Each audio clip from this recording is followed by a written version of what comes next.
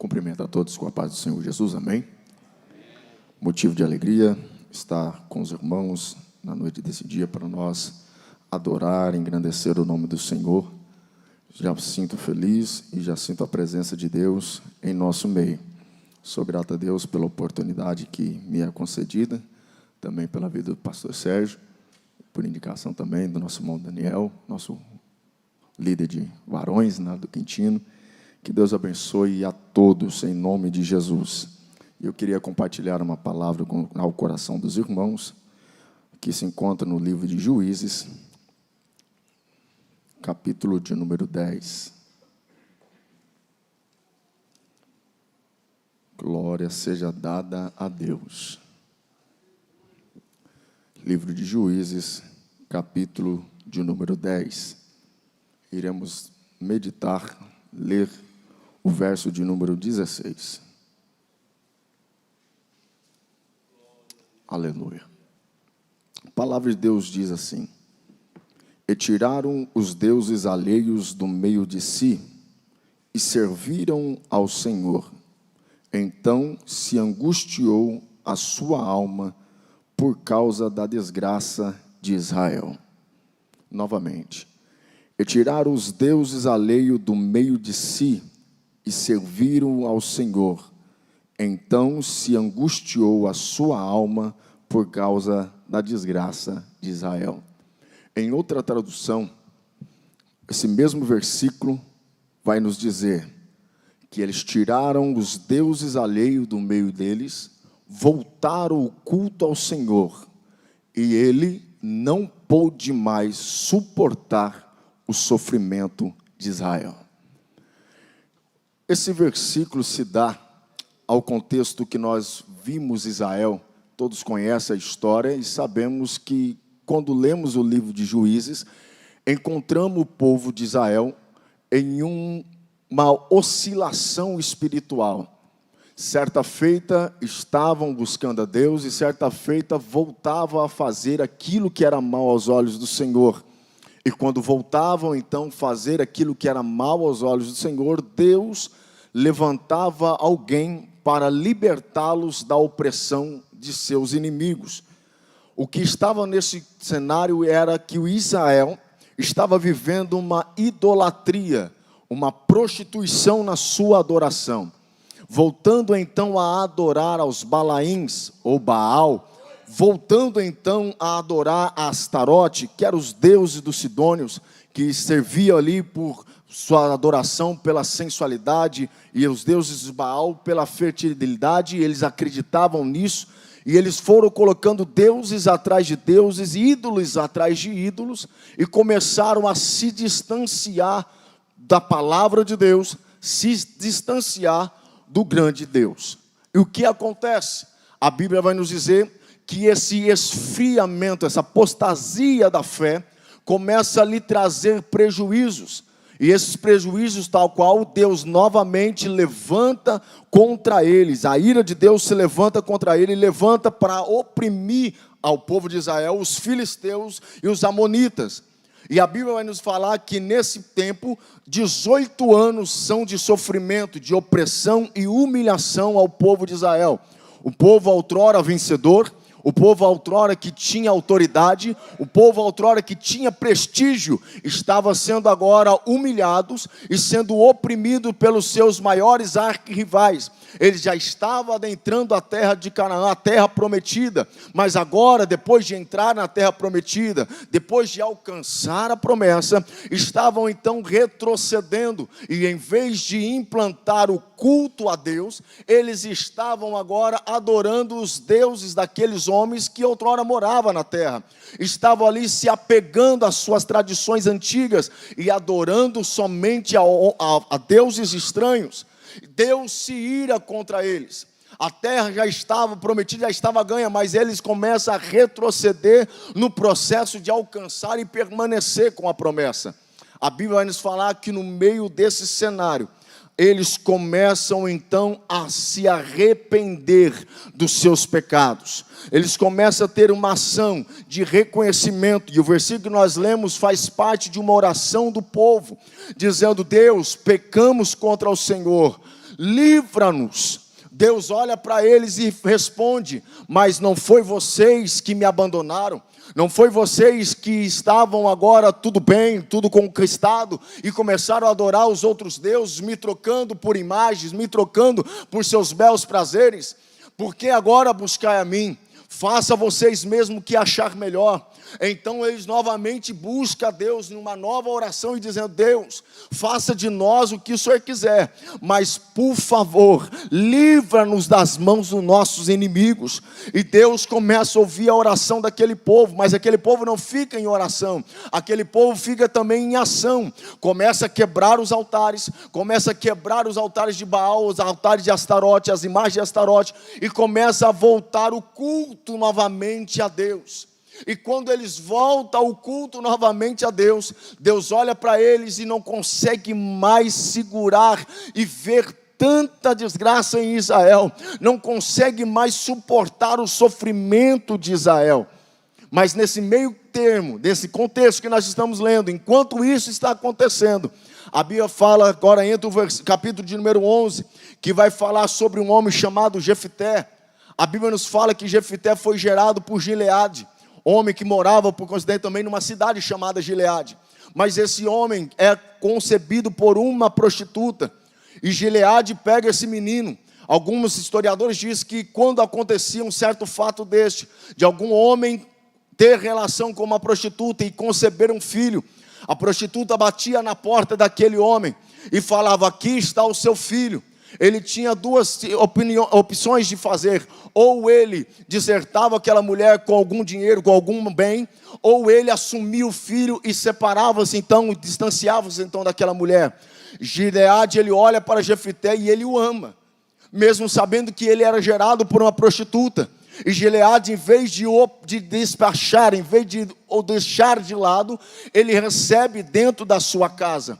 Ele poderia ser jogado fora, mas Gileade olha para ele e fala: não, mesmo que você seja filho de uma prostituta, você vai morar na minha casa, você vai comer comigo, você vai morar comigo. Mas Gileade tinha uma família, uma mulher que também lhe concebe mais 2 filhos. E agora Jefté vai crescer junto com esses filhos de Gileade. Eles crescem desde a sua infância. A história diz que desde a infância eles crescem, eles vão se formando homens junto. Mas a Bíblia vai falar que Jefté, ele começa a se destacar em ser um homem valente, em ser um homem guerreiro entre os seus irmãos. Mas a Bíblia vai nos falar que após um tempo, os seus irmãos olham para Jefté, agora já eles adultos, olham para Jefté e falam: você não vai ter o que é nosso de herança também. Não queremos dividir a herança com você. Então, e começaram a ameaçar e oprimir Jefté. Jefté, então, ele pega as suas malas, ele pega então as suas trouxas, e fora de casa ele vai embora, e vai descer lá para a terra de Tobi, a terra de Tobi, que era também a terra da Síria, dos inimigos de Israel. Ele vai morar lá, e vai ali com ele. A Bíblia vai nos falar que se aproxima deles alguns vadios, alguns homens que não tinham caráter, alguns homens que não tinham uma personalidade boa de se dizer deles. Mas a Bíblia vai nos falar que eles começam a seguir Jefté. A Bíblia vai nos falar, a história vai nos dizer também que eles seguem Jefté porque eles veem em Jefté algo diferente. Porque lá eles são vadios, e vadios não vai seguir outras pessoas que não são vadios. Mas eles seguem Jefté por ver que Jefté estava em Tobi, mas Tobi não estava em Jefté. Jefté estava lá fora, não está na sua terra natal, não está mais aonde ele nasceu, não está mais na sua cultura, mas só que Jefté era diferente. Ele estava em Tobi, mas Tobi não entrou em Jefté. A diferença não é nós mudar de lugar e mudar de personalidade, não é nós ir para outros lugares e mudar o nosso padrão de vida, não é nós para outro canto, para outra realidade e mudar a nossa realidade interna. O mundo pode mudar, os homens podem mudar, mas aquele que confia no Senhor, aquele que sabe da onde que saiu, aquele que sabe o preço que foi pago, ele não muda por causa das circunstâncias, ele não muda por causa do ambiente. Ele chega, mas o ambiente muda por causa dele. Ele chega, mas só que as pessoas querem lhe acompanhar, não porque ele é vadio, mas é porque ele é diferente. E aquelas pessoas viram em Jefté algo diferente. Quem te acompanha hoje, te acompanha por causa que vê algo algo diferente em você ou porque você é igual a eles? Isso que nós temos que nos perguntar. Se estão nos seguindo, aqueles que aproximam de mim, é por causa do meu testemunho ou é por causa que eu me igualei a eles? Jefité não se igualou. Jefité guardou aquilo que ele tinha no coração, que estava buscando a presença de Deus, mesmo em um cenário totalmente corrompido que estava Israel. Mesmo saindo de lá, ele saiu com convicção que Deus era com ele. Ele sabia do que Deus tinha feito a Israel. Ele tinha as escrituras guardadas no coração. Ele tinha os seus princípios, ele tinha os seus conhecimentos e os seus conhecimentos e a sua chamada. Não tinha proposta alguma que lhe faria mudar de personalidade. Jefité agora está lá em Tobi. Está lá separado dos seus irmãos, separado dos seus pais. Mas como eu disse anteriormente, está acontecendo um reboliço em Israel. Está acontecendo uma opressão em Israel. Está o povo desesperado, procurando, pedindo a Deus um libertador. Está o povo ali oprimido, porque voltou a fazer aquilo que parecia bem aos seus olhos, mas estava querendo buscar a Deus de uma maneira diferente. Queria ser libertos, queria voltar a sorrir, queria voltar a ser feliz, mas Deus estava vendo tudo isso e não suportava mais ver Israel sofrer. E a Bíblia vai nos falar que aqueles homens começam a proclamar, os anciões começam a dizer: há alguém entre nós disposto a lutar contra os filisteus e os amonitas. Quem for sair contra eles, nós daremos então a eles o título de juiz. Ele será o nosso guia, ele será o nosso juiz, ele governará por nós. Então olharam um para o outro e ninguém via ninguém. Ninguém se dispõe a lutar contra os filisteus. A tristeza era grande, o abatimento, a humilhação era grande. Mas a Bíblia nos fala que os irmãos de Jefité, eu creio que eles olham um para o outro e falam: eu lembrava, se Jefité estivesse aqui, o negócio seria diferente. Se nós tivéssemos mandado Jefité embora, o negócio seria diferente. Perguntaram para ele: vocês sabem de alguém? Eu conheço. Mas ele não está aqui, está lá em Tobi. Ele não está aqui, ele está fora de casa. E a Bíblia vai nos dizer que eles descem lá para Tobi e vai bater na porta da casa de Jefité. E pergunta para Jefité: Jefité, volta. Jefité, volta para casa. Volta para Israel. Nós estamos precisando de você. Nós estamos precisando de uma ajuda. Nós procuramos em todos os homens que havia ali, nenhum tem a capacidade que você tem de encarar esse problema e solucionar para que nós possamos ser livres. Nós precisamos de você, Jefité. Mas só que essa palavra às vezes parece que fala: pronto, agora aqueles que me humilharam vai bater na minha porta, pastor Sérgio, e vai me chamar de novo para que eu pudesse então resolver os seus problemas. Não, não é isso. Eu poderia continuar a mensagem dizendo que você seria um Jefité. Mas na verdade, o que essa palavra me chama a atenção, que nós não estamos na condição de Jefité. Nós estamos na condição dos irmãos de Jefité. Como assim, irmão Fábio? Na condição dos irmãos de Jefité? A Bíblia vai nos falar no versículo de número 2 do capítulo 11, diz: também Gileade lhe deu filhos, que os seus filhos dessa mulher ficaram adultos, expulsaram Jefité e disseram: não herdará na casa do nosso pai, porque és filho de outra mulher. O que isso quer dizer, irmão Fábio? Que nós estamos na mesma posição do que os irmãos de Jefité. O que é o Jefité então? Jefité é o Espírito Santo que estava entre nós, e nós o expulsamos de Israel, expulsamos dos nossos cultos, expulsamos das nossas reuniões. Por quê? Porque depois que nós crescemos, nós não precisávamos mais de Jefité. Quando eram pequenos, dormíamos com Jefité, acordávamos com Jefité, tomava café da manhã com Jefité, ia trabalhar com Jefité, ia para a escola com Jefité. Mas depois que nós crescemos um pouquinho, Depois que nós ficamos adultos, depois que nós perdemos a espiritualidade, nós olhamos para Jefité e falamos: não precisamos mais de você, porque o meu conhecimento é suficiente, a minha força é suficiente, o meu conhecimento é suficiente. E depois disso, os nossos cultos acabaram. Depois disso, as nossas reuniões só foram encontros sociais. Depois disso, Israel foi oprimido e foi perseguido, e a gente se vimos em aperto. Mas só que acontece o seguinte: quando eles olham para si, não há mais solução a não ser descer para Tobi e chamar Jefité de novo. O que Deus quer falar para mim e para você, mas os nossos corações, está na hora de descermos a Tobi e chamar Jefité novamente.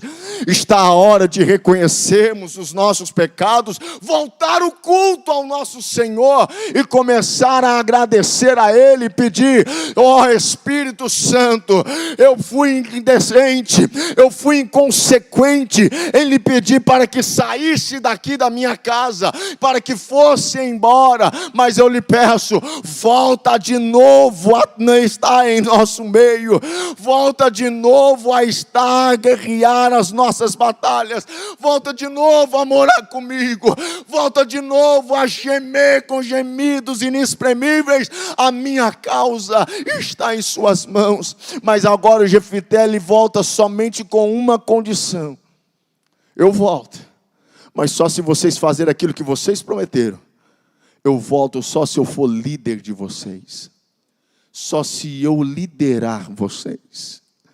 O Espírito Santo está dizendo ao meu e ao seu coração: eu quero trabalhar, eu tenho condição de libertar, eu tenho condição de avivar, eu tenho condição de libertar dessa opressão, mas eu só volto se a partir de hoje eu guiar a sua vida, eu ser o centro da tua vontade, eu guiar os seus passos, eu ser o seu consolador, o seu guia, o seu instrutor, o seu líder na sua vida. Eu volto somente se você me deixar trabalhar na sua vida. Oh, oh, aleluia. Quantas vezes nós desprendemos daquilo que Deus tem nos colocado, nós nos desfazemos daquilo que Deus tem proporcionado a nós. Talvez nós crescemos um pouquinho, nós estudamos um pouquinho, talvez a gente tenha algum pouquinho de conhecimento, algum pouquinho de possibilidade. Pensamos que não precisamos mais pedir conselhos ao Senhor. Pensamos que podemos resolver nossos problemas sozinhos. Pensamos que podemos enfrentar nossas lutas sozinhos. Mas só que quando nós nos vimos em aperto, a única solução que temos a procurar, somente Jesus. Somente Jesus. Então ele falou: então eu vou ser líder, eu vou à frente e vocês vêm atrás. Então eu vou pleitear esta guerra, então vocês vêm após mim. É como Cristo falou: aquele que quiser vir após mim, negue a si mesmo, tome a sua cruz e siga-me. Quem está carregando a cruz não está com expectativa de vida longa. Quem está carregando a cruz tem a certeza que em breve estará se findando. Quem carrega a cruz não tem expectativa de sucesso ou de alegria. Não, alegria aqui não. Mas ele tem esperança que está prestes a dizer: está consumado. Quem carrega a cruz não está quem carrega a cruz não está pensando que é autossuficiente, porque quem carrega a cruz sabe que uma hora você pode cair com ela, mas haverá alguém que irá te ajudar a levantar e prosseguir carregando ela até o porto desejado. Quem carrega a cruz não espera palanque ou holofote. Quem carrega a cruz espera subir ao Calvário. Quem carrega a cruz não está disposto a pensar que é o melhor ou o maior. Jó. Quem carrega a cruz, mesmo sabendo que estará pendurado nela, tem o desejo de perdoar aquele que reconhece que sempre errou. Quem carrega a cruz sabe que o seu fim talvez não vai ser os melhores, como está nos melhores filmes que passa na Netflix. Não, quem carrega a cruz tem a certeza que talvez vai ser cuspido, escarrecido, vai ser sepultado, mas quem carrega a cruz tem a certeza que ao terceiro dia, o mesmo Espírito que ressuscitou Jesus dos mortos, também nos ressuscitará. Negue a si mesmo. O que precisou para Israel voltar a ser livre? Voltar primeiramente, reconhecer que está errado. Arrependimento. Reconhecer que algumas atitudes que você tomou não era certa de se tomar. Reconhecer que alguns passos que você deu não era o tempo de dar. Reconhecer que algumas palavras proferidas não foram as certas a dizer. Reconhecer que muitas vezes aquilo que pensamos não é aquilo que deveríamos pensar. Reconhecer que estamos errados.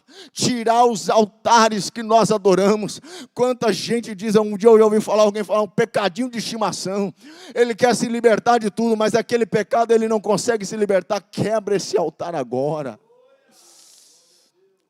Os homens se corromperam porque viram as imagens, Astarote estava lá adorando, mas eles tiveram que quebrar.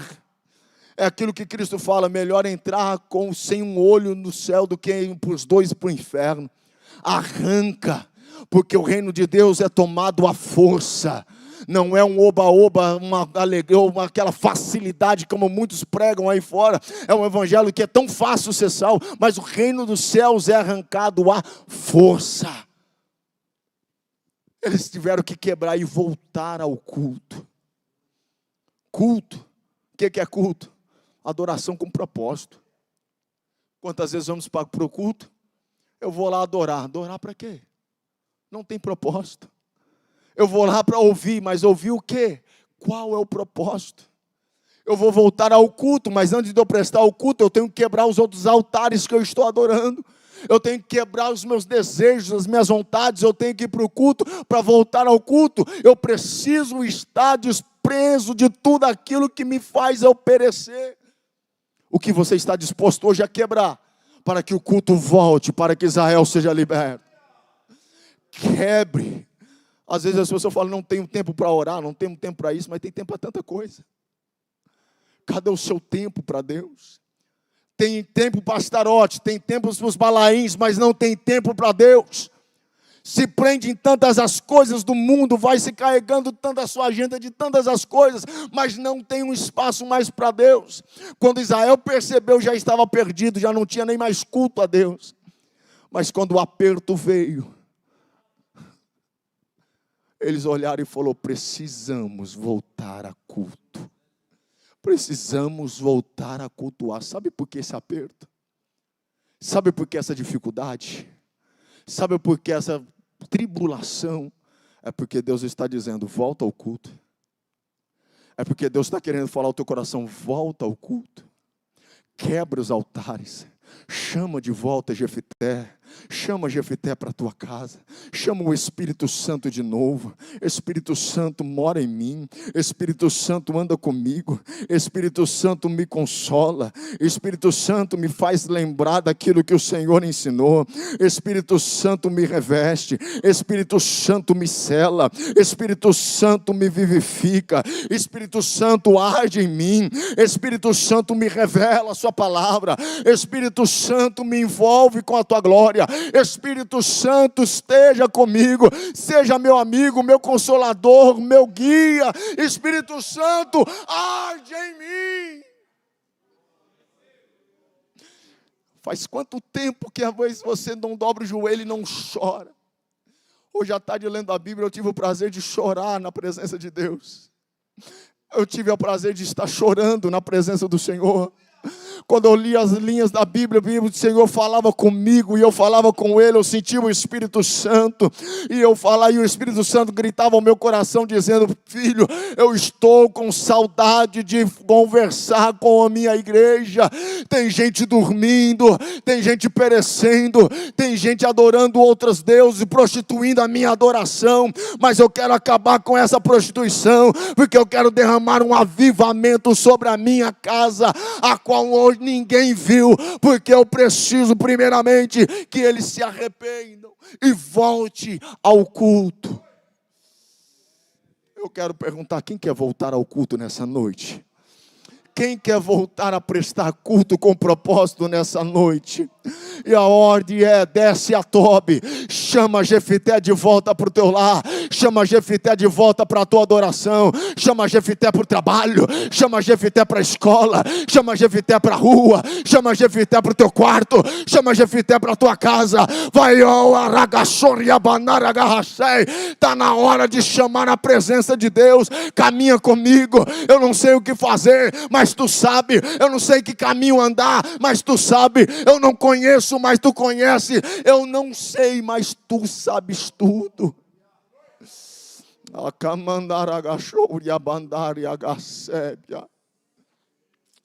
Ou precisamos ter experiências novas com Cristo.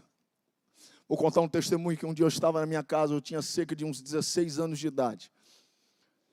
E eu falava: Deus, eu já ouvi tantos testemunhos que o Senhor apareceu para algumas pessoas, o Senhor deu sinais, o Senhor mostrou tantos prodígios e maravilhas. Eu quero ver também, Deus. Eu quero ver a sua glória. Nesses dias meus pais saíram para fazer compra no mercado. Eu estava ajoelhado na sala da minha casa, da casa dos meus pais. A porta da sala dos meus pais estava fechada. E a porta do meu quarto estava aberta, que era junto com a sala. E nisso eu começava a clamar a Deus. Eu comecei a sentir uma presença tão grande. Eu falei: Deus, eu quero ver a sua glória. Eu quero, Pai, largar tudo aquilo que não presta, mas eu quero ver o Senhor. Eu quero que o Senhor mostre alguma coisa para mim. Eu quero ver o Teu Espírito Santo. O Senhor fez um som veemente naquele lugar do dia de Pentecoste. O Senhor apareceu a Gideão. O Senhor apareceu aos outros homens, pessoas da minha atualidade, pessoas da Bíblia. O Senhor fez tendo prodígio. Por que o Senhor não mostra a Tua glória a mim? Eu quero Te ver, eu quero ter uma experiência com o Senhor. Eu quero ver a Sua glória. E aquela oração começou a envolver meu coração, que às vezes eu não conseguia nem falar, só soluçava e chorava, e eu conseguia só falar: eu quero Te ver, eu quero Te ver, eu quero Te ver, eu quero Te ver. Quando menos se espera, a porta da sala que estava fechada, ela se abriu. De uma maneira tão forte, um vento tão forte entrou dentro daquela sala, que a porta se bateu, e quando ela bateu eu me assustei, e a porta do meu quarto que estava aberta, ela se fechou, batendo numa força tão grande. Uma porta se abre, a outra se fecha, e aquele vento, eu senti aquela brisa dentro da sala, e eu andei dentro da sala. Quando eu olhei para o quarto, a cama, a cortina que ficava entre a parede e a cama, estava bailando, sambando ali por cima, e eu sentindo aquela glória. Quando eu olhei para fora, tinha 2 árvores plantadas na frente da casa do meu pai. Olhava para as árvores, nenhuma folha se mexia, mas dentro de casa aquele vento estava levantando até mesmo as cortinas, tanto do quarto quanto da sala. Eu fiquei com os joelhos trêmulos, e a glória do Senhor me tomou naquele lugar, que eu conseguia andar somente arrastando dentro da minha casa, e eu falava: Deus, hoje eu posso dizer que eu fui visitado pelo Teu Espírito Santo, e a Tua glória ainda se manifesta para aqueles que a Te buscam. Está na hora de nós termos compromisso com o Espírito Santo. Está na hora de nós voltarmos a um culto verdadeiro, coração sincero. Está na hora de arrependermos e voltar ao primeiro amor. E esses dias eu lembrando disso, eu falei: Deus, faz de novo. Faz de novo. Arde em mim novamente aquela chama quando eu tinha 16 anos. Arde em mim de novo aquela chama em que o Senhor operou naquele lugar, na minha casa. Sopra aquele vento, não somente nas paredes, mas sopra dentro de mim, porque eu quero te servir melhor, eu quero te adorar melhor. Se algum dia eu te abandonei, eu te convido novamente, entra, a casa é sua, faz morada. Eu quero orar por você. Querido Deus, a tua palavra aqui foi ministrada, e eu sei, Senhor, que teu Espírito Santo está procurando morada para habitar. Há corações, ó Deus, que faz tempo que não sente a tua presença. Há corações que faz tempo que não sente o teu tocar. Há corações que sente saudade do teu mover. Oh, Senhor, mas eu clamo nessa noite para que o Senhor enche esse teu filho, enche essa tua filha de força, de graça, para quebrar os altares que impedem o culto dele, para quebrar os altares que impedem o culto dela. Senhor, que arabassou rebeando comender abassou abandai, repreende todo espírito maligno da maldade.